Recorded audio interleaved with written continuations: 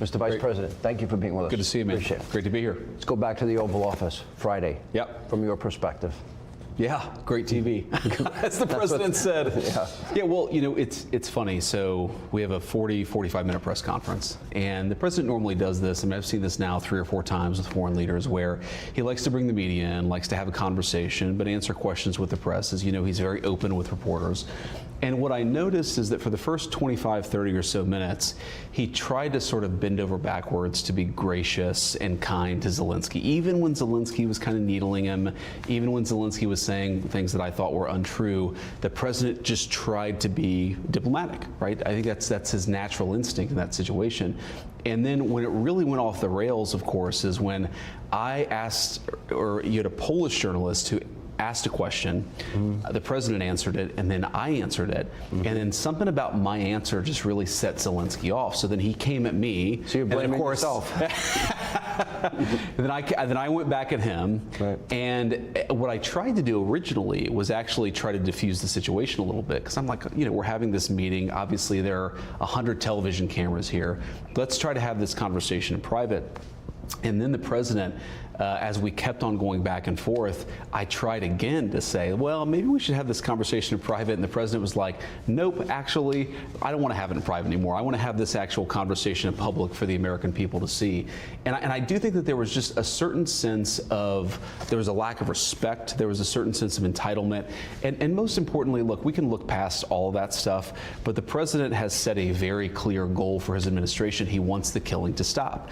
And I think that it's very important that President Zelensky and of course President Putin too, they've both got to come to the negotiating table, and that's ultimately where things broke apart. I really don't care what President Zelensky says about me or anybody else, but he showed a clear unwillingness to engage in the peace process that President Trump has said is the policy of the American people and of their president. That's the real breakdown, is I think Zelensky wasn't yet there, and I think frankly now still isn't there, but I think he'll get there eventually. He has to.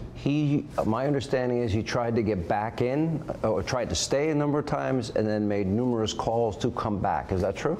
I don't know about numerous calls, but they certainly made at least one request to come back in and continue the conversation. The president was like, look, first of all, they were disrespectful, and second of all, what are we even going to talk about? They've shown a clear unwillingness to discuss the peaceful settlement that President Trump is trying to bring to this situation.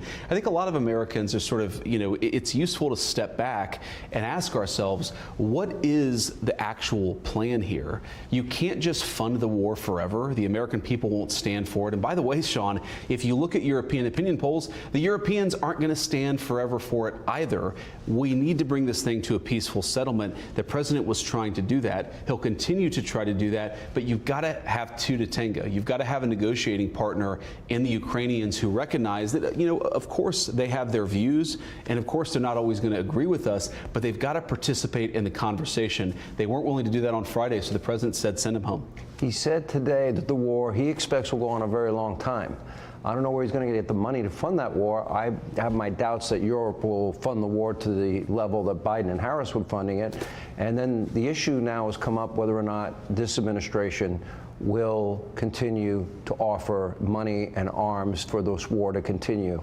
Because without America, I would argue the president was right in saying they have no cards. Yeah, well, Sean, I think our European friends, frankly, are being really they're doing a disservice to the Ukrainians, because their own populations are saying, we're not going to fund this war indefinitely. The American people are saying, we don't want to fund the war indefinitely. So the only thing that is in the best interest of America, of Russia, of Ukraine, and of Europe is to bring this thing to a close. What happened, Sean, is you have Zelensky. He goes to Europe, and a lot of our European friends puff him up. They say, you know, you're a freedom fighter. You need to keep fighting forever. Well, fighting forever with what? With whose money, with whose ammunition, and with whose lives? The president is actually taking a much more realistic perspective and saying this can't go on forever. We can't fund this thing forever. The Ukrainians can't fight forever. So let's bring this thing to a peaceful settlement. When I interviewed Zelensky, he wouldn't give me direct answers. I asked him about the mineral deal to pay the U.S. back.